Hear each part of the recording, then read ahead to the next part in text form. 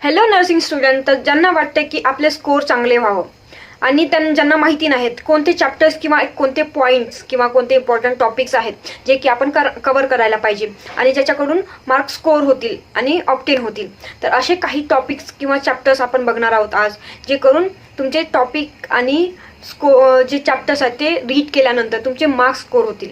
तर मी दीक्षा घातल्या तुमच्या सगळ्यांचं स्वागत करत आहे ड्रीम अचिव्हर्स गायडन्सला. तर आज आपण तेच बघणार आहोत की चॅप्टर्स कोणते आणि टॉपिक्स कोणते जे तुम्ही कराल आणि त्याच्यानी मार्क्स ऑब्टेन होतील. त्याच्या आधी बघा, आम्ही एक बॅच लॉन्च केलेली आहे, ज्या बॅचमध्ये तुम्हाला आमची क्रिएट केलेली मास्टर बुक, जे की आजपर्यंत कोणत्याही ग्रुपनी किंवा कोणत्याही इन्स्टिट्यूटनी लॉन्च नाही केली आहे.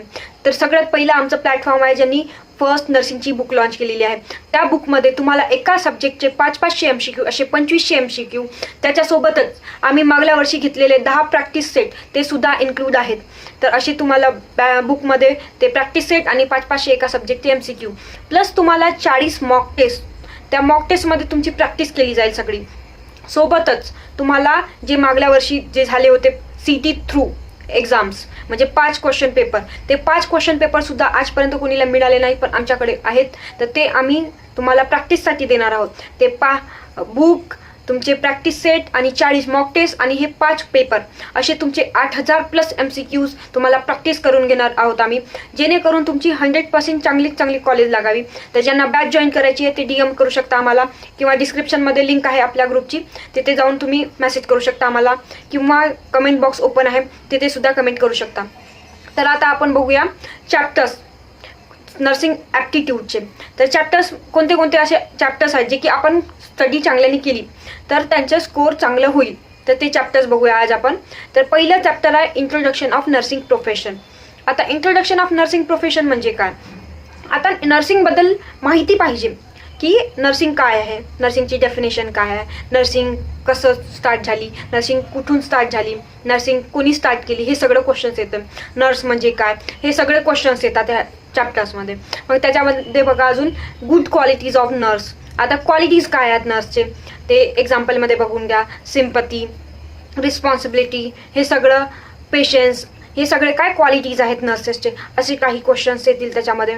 मग इथिक्स ऑफ नर्सिंग म्हणजे रूल्स काय आहेत नर्सिंगमध्ये, काय नर्सचे इथिक्स काय येतील, नर्स कशी राहायला पाहिजे ते सगळं. मग फोर्थ म्हणजे कम्युनिकेशन स्किल. आता बघा चॅप्टर्स आता तुम्हाला चॅप्टर सांगत आहे आणि त्याचं एक्सप्लेनेशन पण देत आहे, तर थोडं कन्फ्युजन नका होऊ, आणि होऊ शकेल तर तुम्ही लिहून काढा एखाद्या नोटबुकला किंवा काही. तर रिपीट बघू शकता तुम्ही हे व्हिडिओ, त्याच्यामध्ये तुम्ही लिहून काढा एकदा. तर कम्युनिकेशन स्किल नर्सिंगमध्ये फील्डमध्ये आल्या म्हणजे तुम्हाला कम्युनिकेशन स्किल पाहिजे. तुम्ही कम्युनिकेशन कशी कराल पेशंटसोबत किंवा पेशंटच्या रिलेटिव्हसोबत, म्हणून कम्युनिकेशन स्किल पाहिजे असते. मग तुम्ही पेशंटची केअर कशी करणार, पेशंटची सेफ्टी कशी करणार, तर तुम्हाला ते माहिती पाहिजे पेशंटची केअर आणि सेफ्टी कशी करायची. मग हायजीन कशी करायची, हायजीन मेंटेन कसं करायचं, हायजीन माहिती पाहिजे. किती टाईपचे हायजीन असतात, हँड हायजीन वगैरे सगळं. आणि इन्फेक्शन कंट्रोलसाठी तुम्ही काय करणार आणि इन्फेक्शन कंट्रोल कसे करतात ते सुद्धा. आणि तुम्हाला बेसिक फर्स्ट एड सुद्धा माहिती पाहिजे. बेसिक फर्स्ट एडमध्ये तुम्ही फर्स्ट एड काय देऊ शकता पेशंटला. एमर्जन्सीवाला पेशंट आहे तर तुम्ही त्याला फर्स्ट एड काय देणार. मग टीम वर्क म्हणजे एखादी एमर्जन्सी सिच्युएशन आलेली आहे तर ती तुम्ही टीम वर्क कसं करणार, तर टीम वर्क सुद्धा माहिती पाहिजे. किती तुम्ही तुमच्या टीमला हेल्प करू शकता. त्याच्यानंतर प्रोफेशनली तुमचा बिहेवियर कसा पाहिजे, शांत पाहिजे की चिडचिड पाहिजे, हे सगळं तुम्हाला माहिती पाहिजे. आणि तुमचा कॉन्फिडन्स, आणि तुम्हाला बोलताना अडथळा न येता तुम्ही पेशंटला समजावून देणं, पेशंटच्या रिलेटिव्हला समजावून देणं ट्रीटमेंटबद्दल. आणि सगळ्यात लास्ट चॅप्टर म्हणजे तुमचं आणि टॉपिक म्हणजे कॉन्फिडेन्शियालिटी.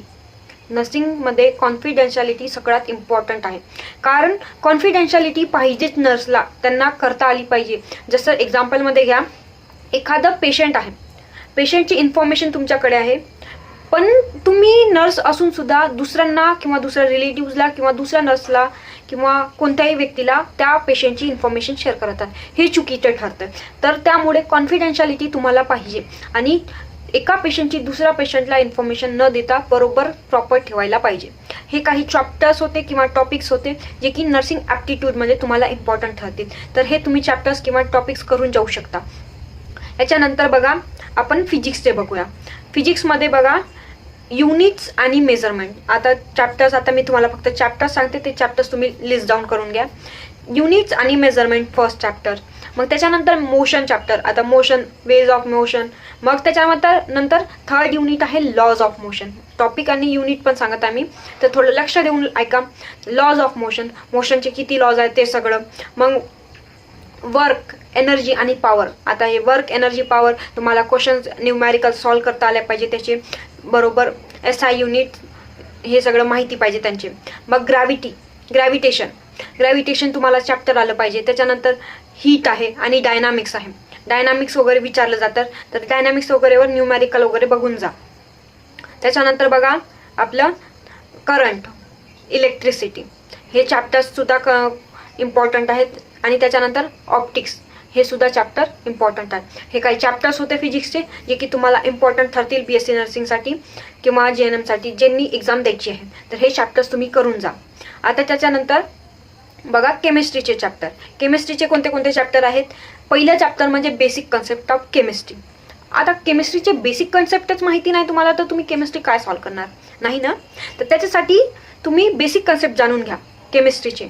त्याच्यानंतरच तुम्ही केमिस्ट्रीचे आयटम्स, म्हणजे आयटम्स नाही म्हणतात, ॲटम म्हणता, सॉरी जाऊ द्या चुकी झाली. ॲटम स्ट्रक्चरचे ॲटम्सचे स्ट्रक्चर हे बघून जा तुम्ही. मग केमिकल बॉन्डिंग, जे बॉन्ड बनवतात ते बॉन्ड सगळं माहिती करून जा, कारण बॉन्ड्स वगैरे विचारलं जातं एक्झाममध्ये. मग पिरियडिक टेबल, आता पिरियडिक टेबल पूर्ण लर्न करून घ्यायचं. आता काही स्टुडंटला लर्न करता येत नाही, काही स्ट्रिक्ट आहेत, तर ट्रिक बघून घ्या तुम्ही एकदा. तर माझ्याकडे तर सध्या नाही आहे, मिळाली तर सांगते मी. तर पिरियडिक टेबलसुद्धा बघून जा. स्टेट्स ऑफ मॅटर बघा. मग त्याच्यानंतर सॉल्युशन चॅप्टर एक बघा. ऑर्गॅनिक केमिस्ट्रीमध्ये आता जसं ऑर्गॅनिक केमिस्ट्रीमध्ये पूर्ण थेरी वाचून जाऊ नका. बेसिक आता ऑर्गॅनिक केमिस्ट्रीमध्ये सुद्धा जो बेसिक आहे नॉलेज ते वाचून जा फक्त, तेवढे चालते. आणि लास्ट म्हणजे बायोमॉलिक्युल्स, हे एवढे चॅप्टर आहेत जे केमिस्ट्रीचे आहेत, जे की तुम्हाला इम्पॉर्टंट ठरतील MH नर्सिंगसाठी. तर तुम्ही हे चॅप्टर्स करून जाऊ शकता. आता बघा बायोलॉजीचे चॅप्टर्स. बायोलॉजीमध्ये पहिला चॅप्टर म्हणजे सेल. आता सेलचं स्ट्रक्चरच नाही माहीत तर तुम्ही समोर काय करणार आहोत? नाही ना काही. तर त्याच्यामुळे सेल आधी वाचून जा. सेल काय आहे, सेलबद्दल माहिती घ्या. सेलमध्ये कोणते कोणते कंपोनेंट येतात ते सगळे वाचून जा. ऑर्गॅनेल्स येतात, कोणते कोणते ऑर्गॅनेल्स काय वर्क करतात ते सगळं बघायचं. मग प्लांटची फिजिओलॉजी, प्लांट्स कसे वर्क करतात ते सध्या बघून जा. मग ह्युमन फिजिओलॉजी, ह्युमन्सचे ऑर्गन काय वर्क करत असतात ते सध्या, ऑर्गन किंवा काय वर्क होत असते त्यांच्यामध्ये, मेकॅनिझम काय होत असते. मेकॅनिझम तर तितकं काही विचारणार नाही तुम्हाला, पण फंक्शन थोडंफार विचारू शकते.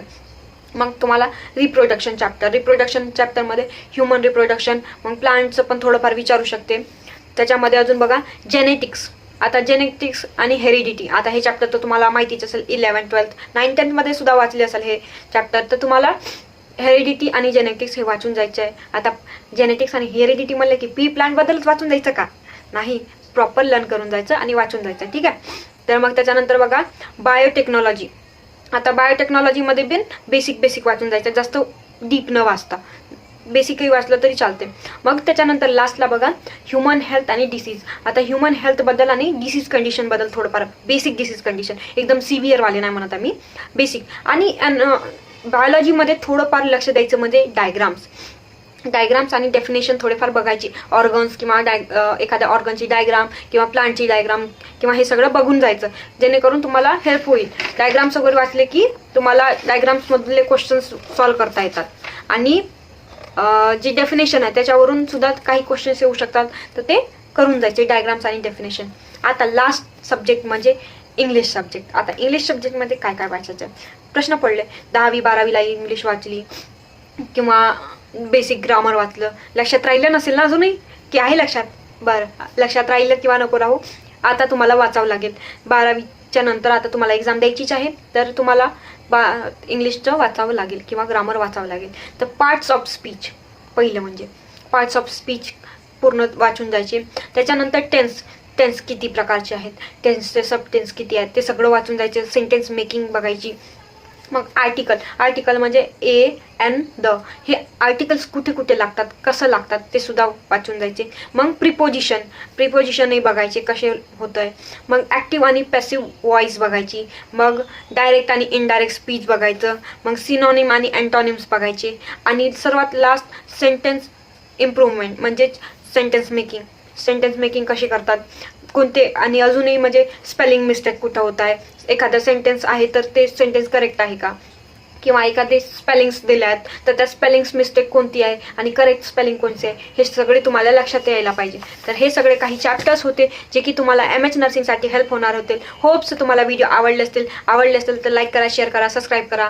आणि तुमचे जेही स्टुडंट आहेत किंवा तुमचे रिलेटिव्स आहेत MH नर्सिंग करणारे, त्यांना 100% शेअर करा, कारण तुम्हाला तर हेल्प होईलच, तुमच्या फ्रेंडना किंवा रिलेटिव्सना सुद्धा हेल्प होईल. धन्यवाद.